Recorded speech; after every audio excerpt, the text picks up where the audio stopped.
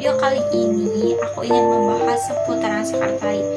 Nah, tapi sebenarnya video ini tuh untuk memenuhi tugas UTS aku, yaitu dari mata kuliah sekretari.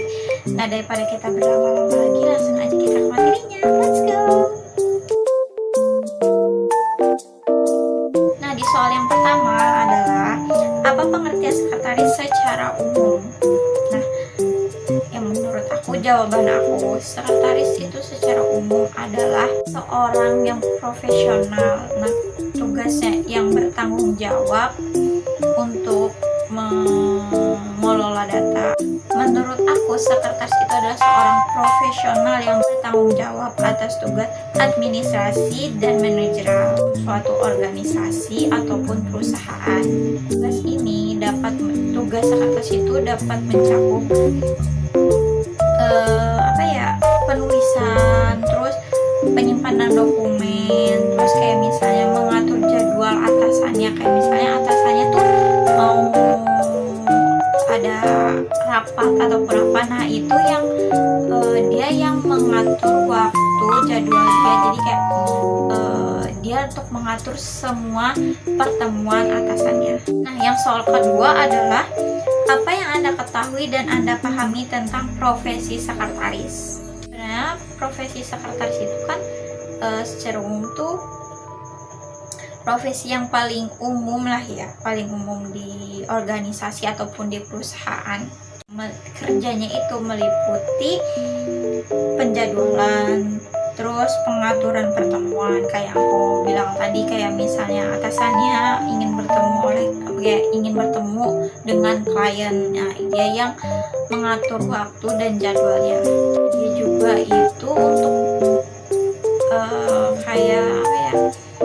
dia itu seperti misalnya ada data-data ataupun dokumen, nah dia juga bisa untuk mengelola itu, kayak merapihkan dokumen-dokumen, terus juga kayak misalnya berbincang dengan kolega ataupun klien-kliennya gitu. Tapi tuh umumnya di profesi ini tuh dibutuhkan kayak misalnya orang yang bisa manajemen waktu, terus dia lebih bisa meliputi kayak misalnya kemampuannya itu ya manajemen waktu, terus bisa mengetik di komputer dengan cepat ataupun mempunyai skill untuk mengelola data. Yang ketiga adalah ada 8 tugas pokok sekretaris secara umum, disebutkan dan jelaskan dari setiap poin tugas pokok sekretaris tersebut. Nah, yang pertama itu mengatur jadwal dan kalender. Jadi sekretaris itu untuk mengatur jadwal, misalnya jadwal acara, jadwal pertemuan, ataupun kegiatan-kegiatan lainnya yang ingin dilakukan gitu. Kayak misalnya atasannya ada acara, dia yang menjadwalkannya, atasannya ada pertemuan, dia juga yang menjadwalkannya. Kedua itu menyusun dan mengelola dokumen. Nah, sekretaris itu bertanggung jawab untuk menyusun dokumen-dokumen yang penting di perusahaan, misalnya melibatkan kayak pengelolaan, pengarsipan, pokoknya semua dokumen yang dibutuhkan ataupun yang penting di suatu perusahaan itu yang mengelola ataupun yang menyimpan itu biasanya sekretaris. Ketiga itu dia itu menyusun dan mengelola surat menyurat. Jadi dia itu untuk menyusun pengelolaan untuk kayak misalnya surat menyurat, terus kayak tulisannya, pembukaan, terus ya pokoknya untuk penulisan surat menyurat, untuk mengedit surat menyurat itu bagian sekretaris. Nah, yang keempat itu adalah menyusun dan mengelola laporan. Sekretaris bertanggung jawab untuk menyusun, mengelola, dan mengirim laporan. Jadi sebelum laporan itu dikirim ataupun dikasih ke atasannya, nah laporan itu tuh sebelum itu tuh laporannya tuh harus udah rapi. Jadi ditulis ataupun dieditnya dengan serapi-rapinya, demikian biar dikasih ke atasannya itu enak dilihat, terus dilihatnya rapi gitu.